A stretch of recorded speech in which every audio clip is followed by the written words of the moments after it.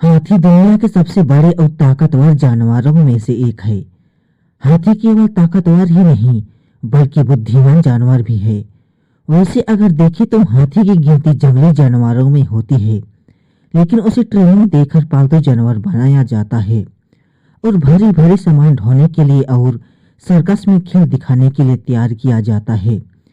हाथी को एक सही जानवर माना जाता है क्योंकि प्राचीन काल में हाथी राजा महाराजाओं की सवारी हुआ करता था। हाथी दुनिया भर में सबसे बड़े स्तनधारी है। अधिकांश स्तनधारियों की तरह हाथी भी अपने बच्चों को अंडे से नहीं बल्कि जीवित रूप से जन्म देते हैं। हालांकि आप ठीक से नहीं जानते होंगे कि ये जानवर कैसे संभव करते हैं। क्या हाथी जीवन भर के लिए संभव करते हैं? क्या वे अपनी मर्जी से संभोग कर सकते हैं? और कौन से कारक उनकी संभोग प्रक्रिया को प्रभावित करते हैं? इन भारी जानवरों के संबंध में बहुत ही अज्ञात बातें हैं। विशेषकर उनके आकार को देखते हुए मैथुन करते हुए कुत्तों जैसे हल्के जानवरों की कल्पना करना आसान है, लेकिन हाथी विशाल होते हैं जिनका वजन 10,000 पाउंड से भी अधिक होता है। हाथियों में संभोग अक्सर मादा ताप चक्र के दौरान होता है।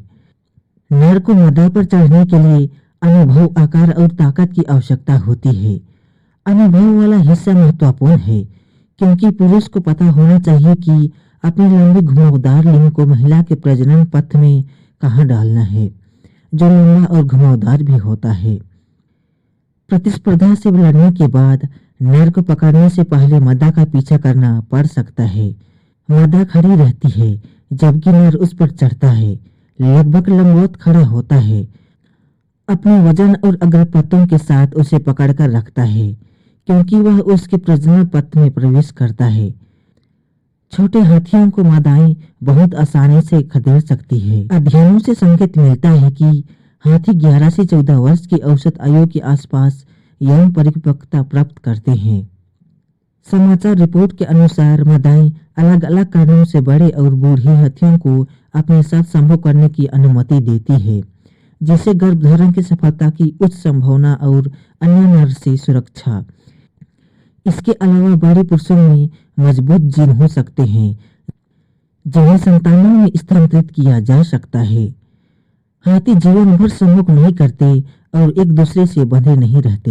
एक मादा कभी कभी अपने गर्मी चक्र के दौरान दूसरे बैल के साथ संभोग कर सकती है और एक नर झुंड में कई मादाओं के साथ भी संभोग कर सकता है। दुनिया भर में हाथियों की गर्भधारण अवधि सबसे लंबी होती है, जो औसतन 22 महीने तक चलती है।